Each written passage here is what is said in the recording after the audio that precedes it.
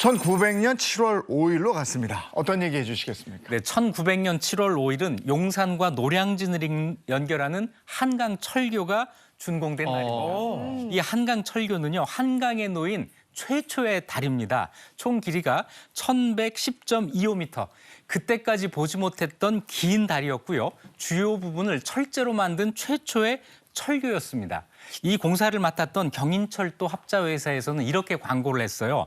길이 3,000척의 긴 무지개가 하늘에 걸려 있는 것 같다. 이렇게 말이죠. 이야, 한강철교는 우리나라 한강에 제일 처음 놓인 다리인 만큼 네. 우리 민족의 애환, 역사 고스란히 가지고 있는 거죠. 네. 저는 궁금한 게 한강철교가 이제 처음 놓인 다리라면 그 전에는 이제 한강을 어떻게 배 지나갔어요? 타고 건넜겠지 뭐. 네, 배밖에는 방법이 없었습니다. 한강은 굉장히 넓은 강이에요. 다른 나라 수도 어디를 가도 한강만큼 이렇게 장엄한 강이 없죠. 네. 그런데 이 장엄한 강이 교통을 막는 주범이 되기도 합니다. 그래서 나루터를 만들어서 나룻배를 이용해서 건널 수밖에 없었는데 조선시대에 배 타기를 거부한 사람이 있었어요. 바로 정조대왕입니다. 정조대왕이 수원까지 자주 행차를 했거든요. 그런데 왕의 행렬은 아주 위험 있게 만들잖아요. 그런데 배를 타려면 이 틀이 깨지게 되잖아요. 이게 싫었던 거예요. 그래서 임시다리를 만듭니다. 배를 옆으로 쭉 엮어요. 굴비 엮듯이. 그래놓고 그 위에다가 판자를 깝니다. 그러면 말 6마리 정도가 동시에 갈 수 있는, 말하자면 6차선 길이 만들어집니다. 이래서 오가는 길에 사용을 하고 이제 다녀오고 난 다음엔 해체해서 저걸 또 배로 사용을 해요. 그러니까 임시다리는 저렇게 만들어졌었지만 다리는 없었던 거죠. 그러다가 처음으로 이 한강철교가 만들어지는데 옛날 저 주교라고 해요. 저 주교가 만들어졌던 자리가 한강철교와 지금 한강대교 그 언저리 그 어디쯤이었을 거라고 추정을 합니다. 네. 그러면 한강 철교는 언제 처음 만들어졌어요? 네, 우리가 철교라고 하면 철로 만든 다리라고 생각하기 쉬운데 그게 아니고 철도가 다니는 다리를 철교라고 하는 거예요. 따라서 한강철교는 경인선 철도부설과 밀접한 관계가 있습니다. 우리가 경인선 철도를 1897년에 착공을 해서 1900년에 완성을 하는데 제물포에서 노량진까지는 1899년에 완공이 됩니다.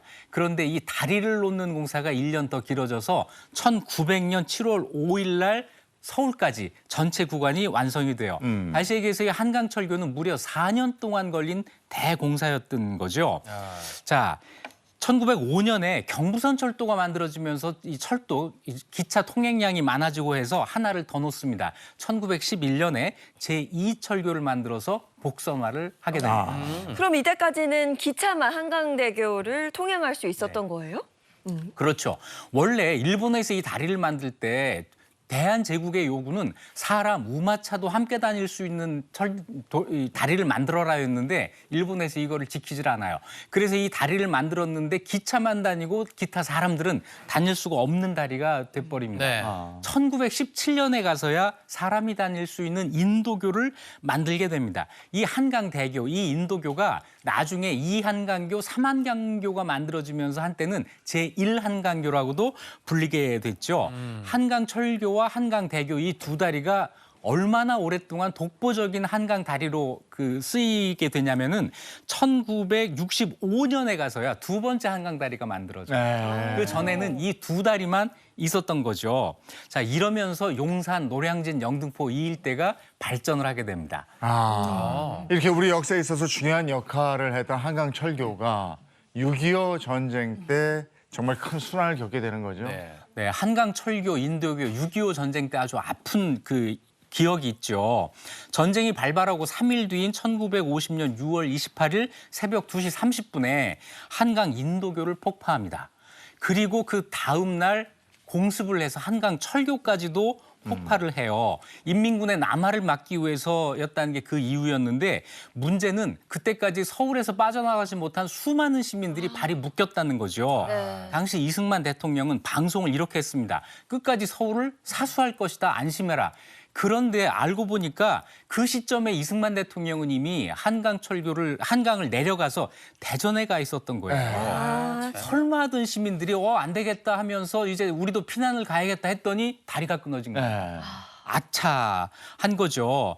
예고 없는 폭발을 해가지고 이 다리 위에 있던 군경 77명이 이때 사망하는 일까지 벌어졌습니다. 아이고. 그러니까 저 부대가 후퇴를 하면서 무슨 교량이나 네. 적이 사용할 수 있는 시설을 파괴하고 가는 것도 전술 전략에 해당한다고 하지만 네. 이거 아무 통보도 없이 그냥 하나밖에 없는 다리를 끊어버렸단 말이에요. 네. 이러니 뭐 그 고통은 말이 아닐 텐데 그럼 이걸 언제 다시 복귀를 했습니까? 네, 이거 복구하는데 시간이 굉장히 오래 걸렸습니다. 무려 19년 만인 1969년 6월에야 완전 복구해서 한강철교의 면모를 되찾습니다. 그 당시 뉴스가 있는데요. 한번 같이 보시죠. 경인선을 잇는 한강철교 AB선이 6.25 동란으로 파괴된 지 19년 만에 옛 모습을 다시 찾게 되었습니다. 지금 보신 화면은 6.25 당시 파괴되었던 철교입니다. 철도청은 이 철교의 복구 작업을 위해 작년 4월에 착공 6천 톤의 철강제와 연 7만 5천 명의 인원을 동원해서 오늘의 준공을 보게 된 것입니다. 네, 이게 파괴가 되고 또 복구가 되는 그런 과정을 겪으면서 한강철교는 어떻게 보면은 민족 순환의 역사를 고스란히 보여주는 그런 달인 것 같아요. 네, 그 상처도 그대로 남아 있습니다. 다리 아래 이 교각 아랫부분에 총탄 자국, 탄윤이 지금도 선명하게 있어요. 다리 상판 및 이 주황색 철판과 시멘트 교각 이런데 모두 저렇게. 170개의 구멍이 있는데요. 야. 저거는 사람이 쏜 총이 아니고 비행기 폭격 같은 대규모 전투 폭격으로 만들어진 흔적에 가깝죠. 자, 한강과 서울의 얼굴, 한강철교와 한강대교는 이렇게 민족 순환의 역사를 간직한 채 역사의 증인으로 저 자리에 저렇게 굳건히 서 있습니다.